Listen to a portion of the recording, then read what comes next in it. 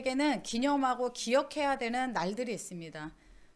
각 가정에는 생일이 있고 또 뭐 부모님의 결혼 기념일이 있고 아니면 돌아가신 날을 기념해서 추도 예배 드리는 날이 있고 이렇게 기억하고 기념하는 날을 둔 것은 잊지 말자.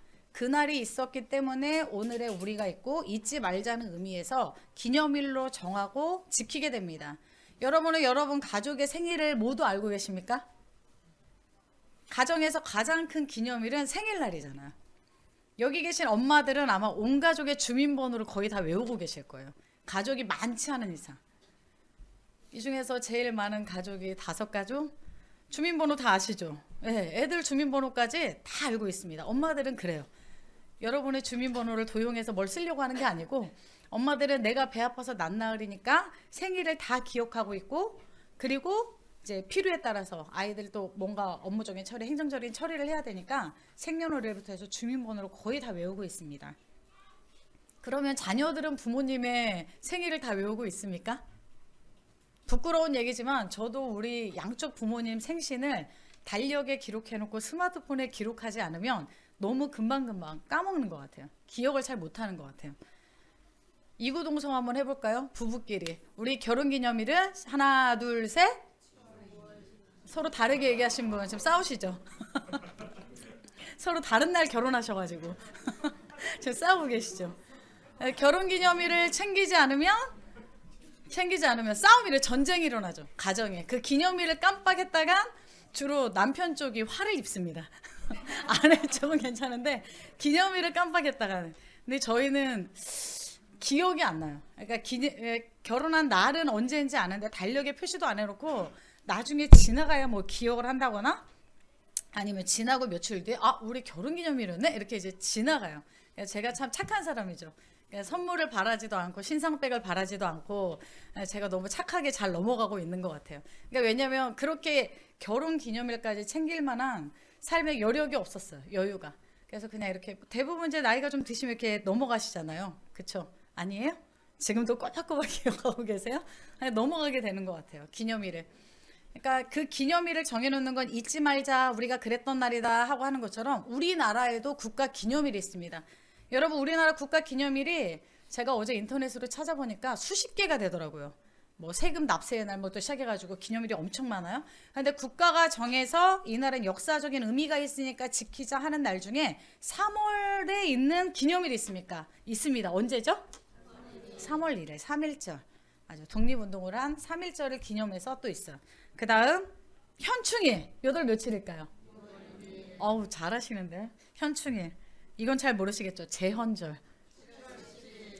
와, 진짜 대단하십니다. 7월 17일 제헌절, 대한민국 헌법 공포를 기념하는 날. 마지막으로 개천절. 얼마 전이었죠. 개천절은 우리나라 건국을 기념하는 국경일. 이렇게 기념일들이 있습니다. 우리나라에도 이렇게 기념일이 있듯이 이스라엘 성경적인 절기 가운데도 그런 기념일이 있습니다.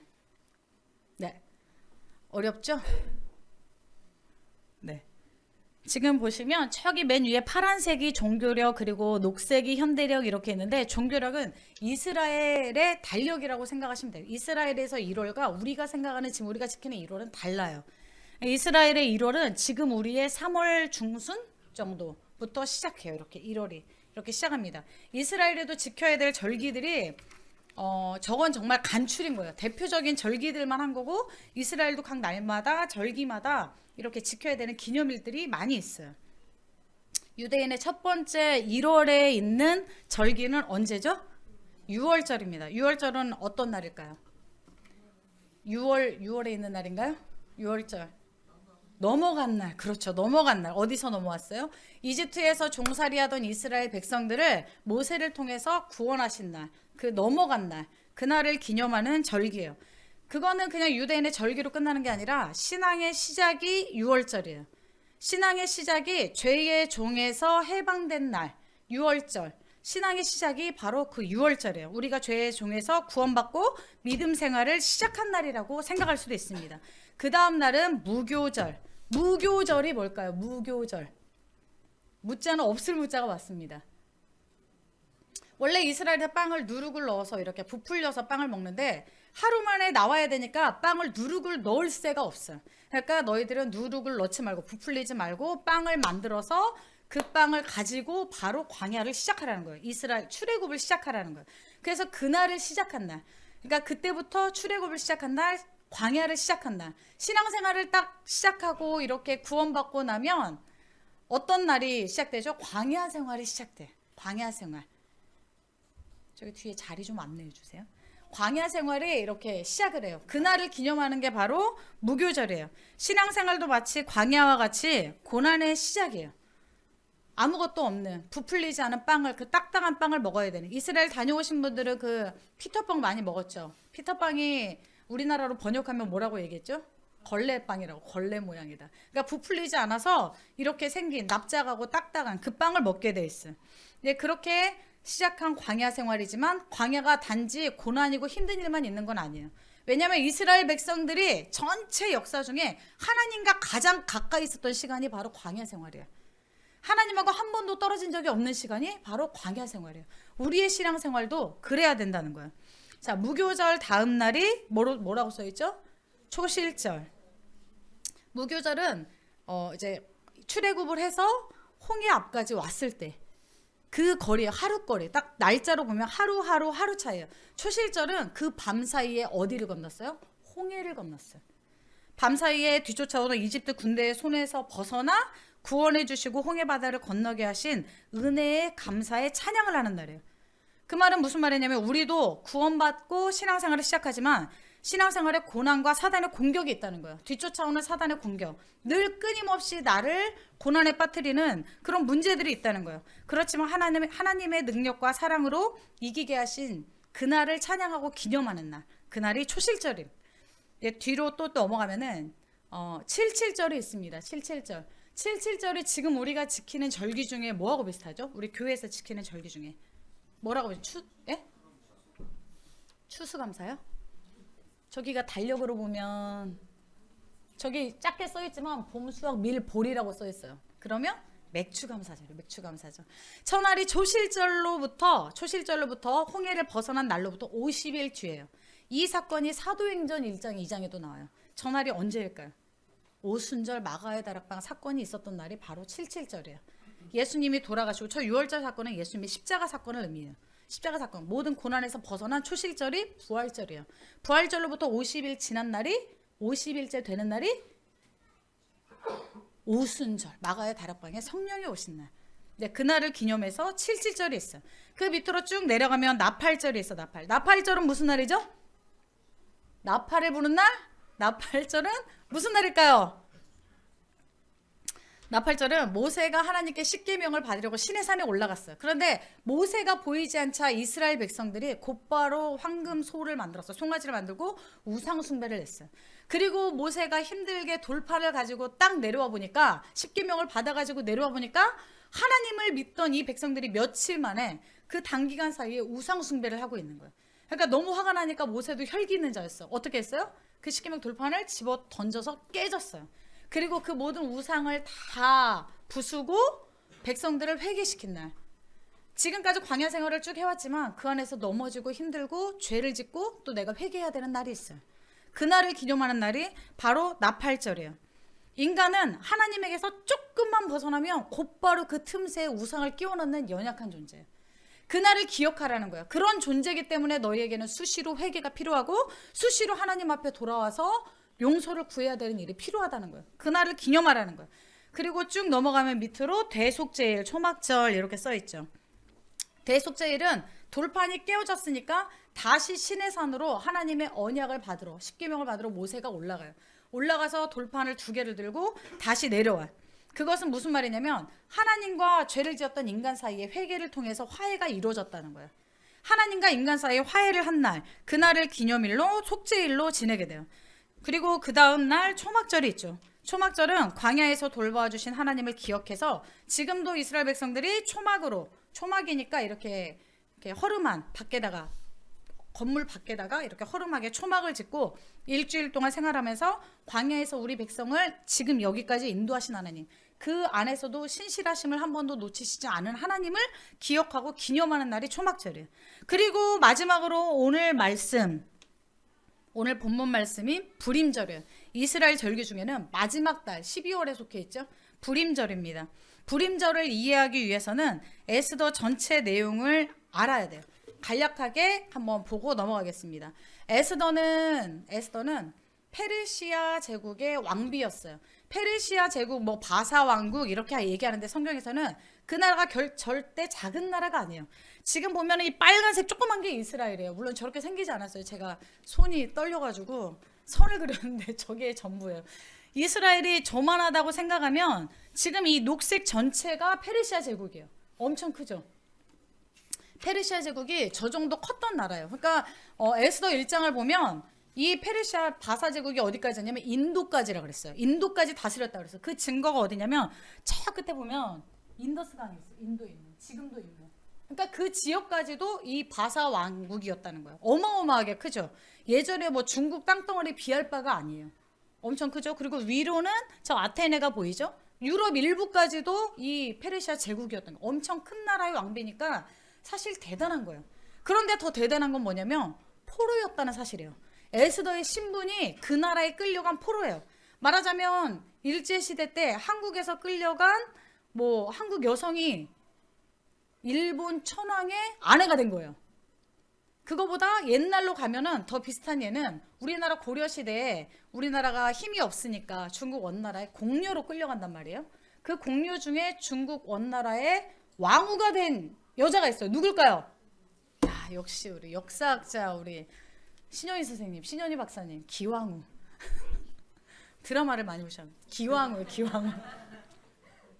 기왕후처럼 우리가 봐도 우리 나라 역사에 그런 여자가 있었어, 그런 여인이 있었어 이렇게 기념하는 것처럼 에스더도 포로의 신분이었고 이스라엘 사람이었지만 저 자리에 왕후까지 올라간 대단한 여인이에요. 그리고 에스더 시대 때 에스더가 그 시기에 왕후가 되었던 것도 하나님의 계획 안에 있었던 게 저 시대에 이스라엘 포로로 잡혀있던 이스라엘 백성들이 이스라엘로 귀환을 해요. 에스더가 왕후의 힘이 있었죠. 왕후의 힘이 있으니까 자기의 사람들, 자기의 백성들을 주요 요직에 이렇게 했을 거 아니에요? 그러니까 그 사람들이 힘이 있기 때문에 왕에게 주장하고 왕에게 말하고 건의해서 왕의 허락을 받고 이스라엘 백성들이 이스라엘로 예루살렘으로 귀환을 한 거예요. 저 시대 때. 정말 하나님의 은혜가 있었던 시대죠. 에스더 시대 때 이렇게 이야기하면 이 중에는 신앙생활 적어도 뭐 5년, 10년 차 이상 되신 분들은 이 내용을 전체적인 내용을 아세요. 하지만 이제 신앙생활을 시작하셨거나 저 내용을 잘 모르시는 분들도 있기 때문에 불임절을 이해하려면 그 다음 내용을 보셔야 될 것 같아요. 제가 이렇게 예쁘게 준비를 했습니다. 이쪽은 에스더고 이쪽은 에스더의 삼촌인 모르드게입니다. 모르드게는 왕후가 되는 에스더에게 신신당부했어요. 네가 이스라엘 사람인 걸 절대 들키지 마라, 말하지 마라. 그런데 모르드게가 되게 신분이 낮은 포로의 신분은 아니었어요. 왜냐하면 성경을 자세히 들여다보면 모르드게가 음모에서 왕을 구한 일이 있어요. 반역에서 왕을 구한 일이 있어. 그 정도로 왕 근처까지 가려면 신분이 아예 낮은 사람은 아니었다는 거예요. 어쨌든 여러 경로를 통해서 자신이 거두어 키우고 있던 조카였던 에스더가 왕후가 되었는데 신신당부해. 너가 이스라엘 사람인 거, 너가 포로의 신분인 걸 절대 말하지 마라. 그리고 나서 장면이 넘어가죠. 이쪽에 서 있는 되게 못된 표정을 짓고 있는 사람은 페르시아 왕의 2인자 하만이에요. 2인자, 유재석의 2인자 박명수. 2인자 하만이에요. 그러니까 왕의 어느 정도냐면 왕의 인장도 받아서 자기 마음대로 찍을 수 있는 사람 정도의 위치였어요. 그러니까 얼마나 이렇게 어깨가 올라간 사람이었겠어요. 여러 민족을 이렇게 다스리다 보니까 다른 사람들을 우습게 알고 무시하고, 그러니까 하만이 지나갈 때마다 사람들이 다 엎드려 절을 하는 거예요. 그런데 모르드게는 절을 하지 않고 뻣뻣하게 서 있어. 참 사회성이 떨어지죠. 모르드게는 하만에게 절하지 않고 내가 왜 당신에게 절하냐. 이 나라의 왕은 따로 있는데 내가 절을 하면 왕 앞에 해야지. 당신이 아무리 2인자라고 해서 당신 교만한 당신한테 내가 왜 절을 하냐. 이렇게 있는 걸 하만이 발견한 거예요. 감히 나에게 절하지 않다니. 내가 너뿐 아니라 너의 가족뿐만 아니라 너의 민족을 다 없애버리겠다. 항상 너네들이 내 눈에 가시였어. 너네 유대인들이, 너네 이스라엘 백성들이 내 눈에 가시였어. 그리고 나서 왕 앞에 가서 허락을 받습니다. 왕 앞에 가서 왕의 인장 반지까지 얻어다가 유대인들이 왕에게 절하지 않습니다. 유대인들이 이 속에 왔으면, 끌려왔으면 포로답게 살아야 되는데 포로답게 살기는커녕 우리를 무시하고 왕에게 반역을 들 자들입니다. 저 사람들은 무서운 사람들입니다. 저 사람들을 다 죽여야 됩니다. 왕의 반지를 받아서, 도장을 받아서 그 조서를 전국에 다 뿌립니다. 그리고 나서 언제 죽일까 고민을 하는 거예요. 언제 이 사람들을 죽일까 고민하니까 그 하만의 주변 사람들이 주사위를 던져서 나를 정해보세요. 그 주사위가 바로 부르예요. 부르. 그 부르라는 말에서 오늘 말씀에 불임절이 온 게, 불임절이 한자가 아니에요. 부르라는 말에서 온 말이에요. 그 주사위에서 온 말이에요. 다 없애겠다. 그러고 나니까 모르드게는 비상이 걸렸고, 모르드게는 에스더에게, 자기 조카 왕후가 된 에스더에게 사찰을 보냅니다. 서찰을 보냅니다.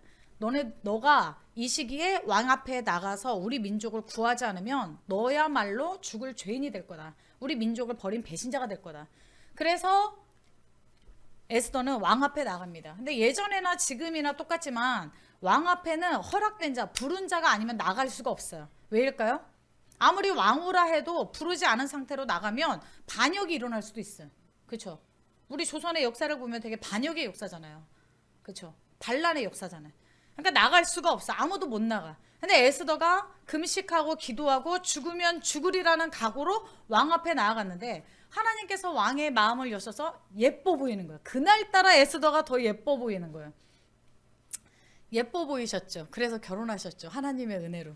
예뻐 보이는 거예요. 아, 그래서 너가 나의 허락 없이 앞에 나왔지만 내가 너를 용서할게. 이렇게 내밀어서 구원해 줍니다. 그리고 얼마나 예뻐 보였는지 네가 원하는 걸 다 들어줄게. 왕이 이렇게 이야기를 합니다.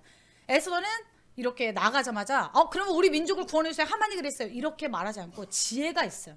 내가 잔치를 베풀게 해주세요. 몇 날 며칠짜리 잔치를 베풀게 해주시고 왕도 오시고 왕 다음에 최고 권력자 하만도 같이 와서 이 잔치를 누리게 해주세요. 이렇게 해서 부르게 됩니다.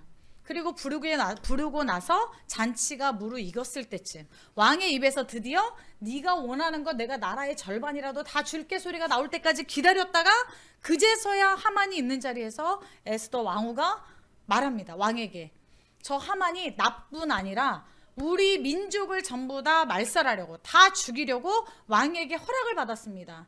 저 하만은 우리 민족의 원수입니다. 하만은 이제 전세가 역전된 걸 알고 왕에게 살려달라고, 제발 나를 살려달라고 이야기하지만 왕은 용서하지 않고 하만이 원래 에스더의 삼촌이었던 모르드게를 죽이려고 높은 장대를 만들었는데 그 장대에 본인이 매달려서 죽게 됩니다. 그리고 그날이 바로 불임절이에요. 하만이 유대민족을 말살하려는 위기에서 이스라엘 백성을 구원해 주신 기쁨의 축제를 기념하는 날, 그날이 바로 불임절이 돼서 지금도 그 절기를 지키고 있는 거예요. 제가 불임절을 찾아보니까 이스라엘에서는 불임절이 거의 할로윈데이처럼 막 이렇게 가면도 쓰고 막 축제를 하더라고요. 진짜로 축제를 해. 가면 무도회처럼 가면을 다 쓰고 그날은 마음껏 먹고 마시고, 그리고 하만의 입 모양이라고 생긴 무슨 과자가 있어요. 이렇게 과자를 만들어서 그 과자를 돌려서 깨서 먹고, 그리고 기념을 할 때 온 가족이 모여서 목소리가 낭낭한 사람이 저 에스더서를 1장부터 끝장까지 다 읽어요. 그날로 지금 지키고 기념을 하고 있어요. 에스더 9장 22절에 보면 지금 저기 사진이 있죠. 유대인들이 어떻게 불임절을 지키는지 지금 현재 이렇게 가면도 쓰고 예쁜 옷도 차려입고 여러 사람과 자기가 만든 것도 나누면서 선물도 나누고 되게 기쁨의 날로 쓰고 있어요. 에스더서 9장 22절 말씀 보면 그날의 유다 사람이 불임절에 첫째, 원수들의 손에서 벗어난 날, 둘째, 슬픔이 기쁨으로 바뀐 날, 셋째, 초상날이 잔칫날로 바뀐 날. 그래서 기뻐하는 명절이 되고, 그냥 기뻐하는 명절이 나만 기쁘고 내가 구원받았다고 끝나는 게 아니라 서로 음식을 나누어 먹고 가난한 사람에게 선물을 주는 날로 지키고 있다는 거예요. 바로 그날이 오늘 우리에게 주는 의미가 있는 날입니다. 영상에 넘어갔네요. 그쵸? 네. 그냥 놔두세요. 첫 번째, 사단의 주사위는 이미 던져졌어요. 우리가 태어나기도 전에 우리에게 죄인의 운명이라는 주사위는 던져졌어요. 그래서 죄인의 굴레에서 살다가 구원받지 못할 멸망받을 죄인으로, 마치 하만이 이스라엘 백성들을 죽이기로 작정하고 날을 받아놓은 것처럼 사실 우리도 그 날을 몰라. 이스라엘 백성도 그 날을 몰랐잖아. 우리도 단지 우리가 멸망하는 그 날짜를 모르는 것뿐이지 죄인의 신분으로는 이미 운명이 정해졌다는 거예요. 죽을 날이 받아져 있어. 멸망할 날이 받아져 있어. 그런 우리를 구원하신 날. 그리고 고난과 위기가 있어요. 인생에서 고난과 위기를 만나잖아요. 그날을 하나님이 최고의 기쁜 예배의 날로 바뀌게 하신다는 거예요. 지금 원래 영상을 보려고 했는데 그 영상 끝부분에 그 이스라엘 지금 현지 사람이 인터뷰한 내용이 나와요. 거기에 뭐라고 나오냐면 인생은 던져진 주사위와 같다고 말을 해요. 인생은 이미 던져진 주사위와 같은 운명이 정해진 것 같지만 하나님께서 그날을 기쁨의 날로, 운명이 정해진 게 아니라 그날을 기쁨의 날로 바꾸신 날이기 때문에 우리는 이렇게 기쁘게 축제를 즐깁니다. 그래. 고난을 만나고 위기를 만나고 문제를 만난 것이 죄인의 운명이라고 생각하세요? 신앙생활의 끝은 물론 광야 생활은 육신적으로도 힘들고 생각지도 못한 많은 문제를 만날 수 있어요. 신앙생활을 시작했다고 해서 모든 게 형통하고 금요일날 말씀처럼 모든 게 다 잘 되는 게 아니에요. 신앙생활을 만나면 여러 문제를 만날 수가 있지만 그렇다고 해도 신앙생활의 끝은 고난이 정해진 운명이 아니라 고난 너머에 계신 하나님의 은혜와 그분의 인도하심이 결국 우리를 구원하신다는 결론이 있는, 역사적으로 기념이 되는, 확신이 있는 날입니다. 여러분 중에 혹시 반복되는 죄에서 절망하고 계신 분 계십니까? 아, 나는 이런 죄가 있어. 나는 자꾸 이렇게 넘어지더라. 내 인생은 이미 정해져 있나 봐. 이 굴레에서 못 벗어나나 봐. 내 습관은 이래. 난 원래 이런 사람이야. 이렇게 자신의 운명이 이미 정해졌다고 이렇게 생각하시는 분이 있으십니까? 목사님이 세차만 하시면 비가 옵니다. 식당에 가셔서 한 5-6명이 밥을 먹어도 꼭 목사님 숟가락에만 뭐가 묻어 있습니다. 그래서 제가 이게 왜 머피의 법칙이냐, 앞으로 목사님 별명을 머피라고 부르겠다. 꼭 이렇게 정해진 것처럼, 이미 다 정해져 있는 것처럼 뭔가 안 좋은 일이 자꾸 막 본인 앞에만 생기는 것처럼, 아, 그러면 나는 원래 머피구나. 목사님이 아니다. 내가 하는 일마다 이렇게 꼬이고 잘못되는 거 보면 내가 바로 머피지. 내가 계획하는 것마다 이렇게 다 어그러지는 거 보면 내가 머피인가 보다. 이게 내 운명인가 봐. 나는 뭘 해도 잘 안 되나 봐. 신앙생활도 잘해보려고 열심히 해보려고 해. 노력하는데 내 믿음이 성장을 안 해. 난 항상 이 모양 이 꼴인가 봐. 난 그냥 이게 정해진 건가 봐. 라고 던져진 운명 같은 주사위를 하나님이 오늘 바꾸시겠다는 거예요. 그날을 여러분을 드디어 원수의 손에서, 그 죄의 굴레에서 벗어날 불임절로 선포하라는 말이에요. 여러분께서 문제를 만나서 괴롭고 아픈 것이 운명이라고 생각하십니까? 지난 한 주간 우리 아픈 지체들이 있었어요. 아, 내 아픈 게 운명이다. 나는 원래 이런 사람이야. 다 내 잘못이다. 운명으로 받아들이고 계십니까? 아니면은 여러분 가운데 지난주 또 지금 쭉 고난과 문제 가운데 계신 분 계십니까? 그래서 그 안에서 남에게 말할 수 없는 슬픔, 또 때로는 눈물, 고통, 이런 것들을 혼자 삼키고 계십니까? 그 슬픔이 기쁨 되게 하시고 그 고난이 감사의 찬양으로 바뀌게 하시겠다 말씀하신 날이 바로 오늘 그날, 오늘 바로 이 불임절입니다. 그리고 또 하나, 진정한 불임절은 사랑을 받은 자답게 사랑을 나누는 날이에요. 신앙생활에 성숙한 사람은 받기만 원하는 사람이 아니에요. 하나님께도 받기만 원하고 주변에서도 관심과 사랑을 받기만 원하고 누가 나만 봐주기를 원하고, 성숙한 신앙이 아니에요. 내가 받은 만큼 내가 받은 걸 이상으로 사랑을 나누어 줄 수 있는 자.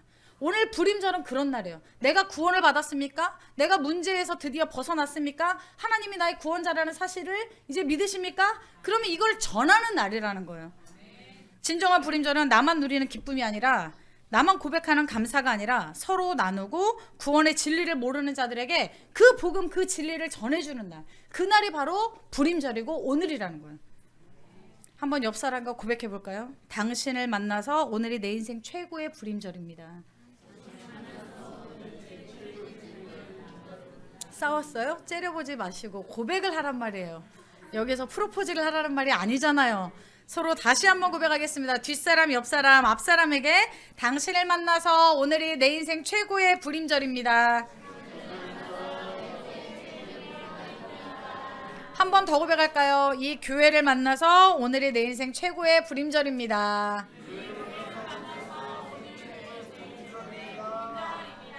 예수님을 만나서 진리를 만나서 여러분 인생 최고의 불임절이 되는 날로 오늘을 기념하시고 기억하시기 바랍니다. 지금까지 엎어져 있었어요. 문제 가운데 넘어져 있었어요. 좌절해 있었어요. 가라앉아 있었어요. 이제 오늘 그 슬픔을 그 아픔을 바꿔서 이제는 기쁨의 날로 선포를 하시라. 선포하는 날이 되시기 바랍니다.